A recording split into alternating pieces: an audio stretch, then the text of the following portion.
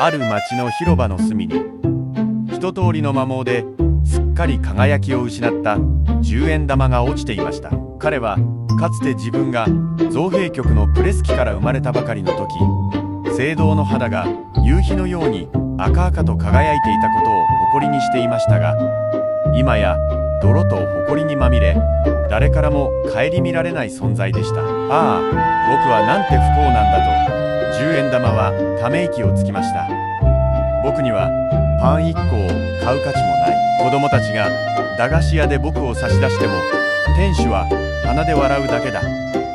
僕は世界の美しさからも実利からも見放されてしまったのだ。そこへ一匹の野良猫がやってきました。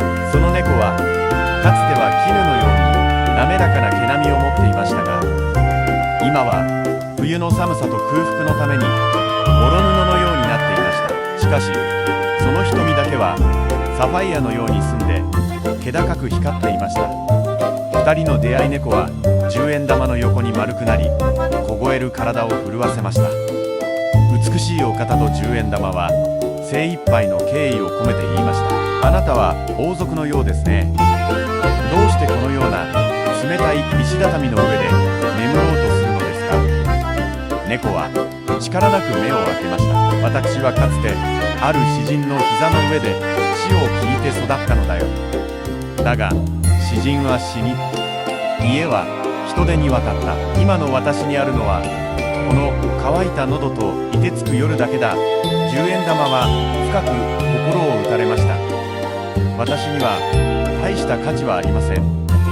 でももしあなたが私を加えてあそこの教会の階段の下にいる物乞いのおじいさんのもとへ運んでくれたら、彼は私を拾ってせめて一杯の温かいミルクを買う足しにするかもしれません。そうすればあなたは彼が飲み残したミルクを分けてもらえるかもしれない。それは素晴らしい自己犠牲だねと猫は言いました。だが君は暗い金庫の中に閉じ込められることになる。二度と太陽の光を見ることはできないだろう。構いませんと10円玉は答えました。誰かの役に立てるなら暗闇の中の沈黙などこの孤独に比べれば甘美なものです。崇高な最後、猫は震える口で10円玉を加え、最後の一滴の力を振り絞って物乞いのもとへ運びました。物乞いは冷たい地面に落ちた10円玉を見つけると、おや、慈悲の神様がいたものだと喜び、それを握りしめて近くの店へ向かいました。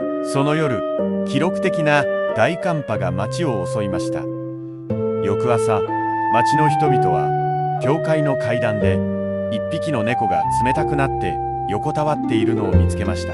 その表情はまるで全ての重荷を下ろした聖者のように穏やかでした。一方、10円玉はどうなったでしょう。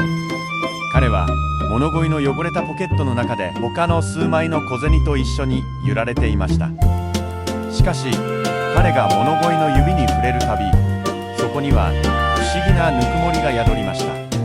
愛されることのない美よりも、愛するために消えていく醜さの方が天国では高く評価されるのだよ。天上の天使たちがそうささやいた時、10円玉の表面の汚れは剥がれ落ち、彼はどの金貨よりも眩しく純粋な光を放ち始めたのでした。